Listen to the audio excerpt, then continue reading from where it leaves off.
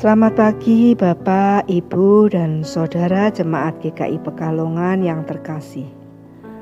Sapaan Mana di Minggu Advent kedua tanggal 12 Desember 2025 diberi judul DNA Baru dalam Yesus, yang diambil dari Efesus 4 ayat 24 yang berkata demikian.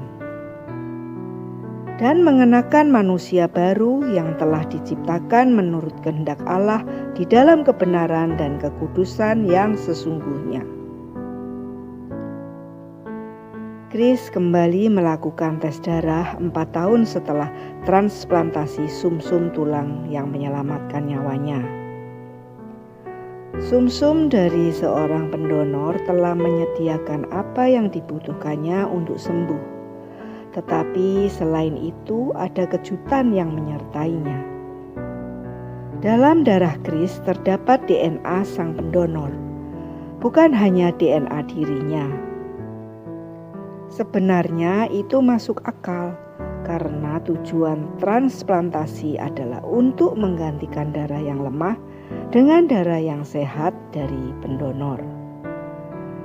Namun hasil usap pipi, bibir, dan lidah Chris juga menunjukkan DNA sang pendonor. Bisa dibilang, Chris sudah menjadi orang lain, meskipun ingatan, tampilan fisik, dan sebagian DNA tetap asli dirinya. Pengalaman Chris itu serupa dengan yang dialami seseorang yang telah menerima keselamatan dalam Yesus Kristus. Saat terjadi transformasi spiritual, yaitu ketika kita percaya kepada Tuhan Yesus, kita pun menjadi ciptaan baru. Dalam suratnya, Paulus mengingatkan jemaat di Efesus untuk memperlihatkan transformasi batin mereka dengan cara menanggalkan manusia lama dengan segala gaya hidupnya dan mengenakan manusia baru yang telah diciptakan menurut kehendak Allah di dalam kebenaran dan kekudusan yang sesungguhnya. Artinya, mereka telah dikhususkan bagi Kristus. Tidak perlu tes usap DNA atau tes darah untuk menunjukkan hadirnya kuasa transformasi Tuhan Yesus dalam hidup kita.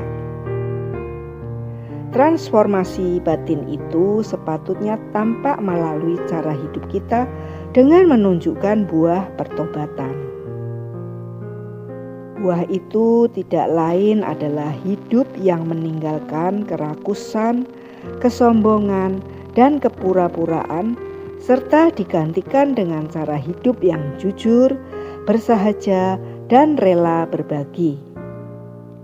Hal ini menjadi jalan yang membentuk hati yang siap menyambut Kristus dan membuka ruang bagi damainya mengatasi segala ketakutan. Mari dalam masa Advent ini, kita menyambut Kristus dengan hidup yang bertobat dan terbuka bagi sesama. Tuhan Yesus, terima kasih karena Engkau telah menjadikanku ciptaan baru dan memberiku hidup baru di dalam-Mu.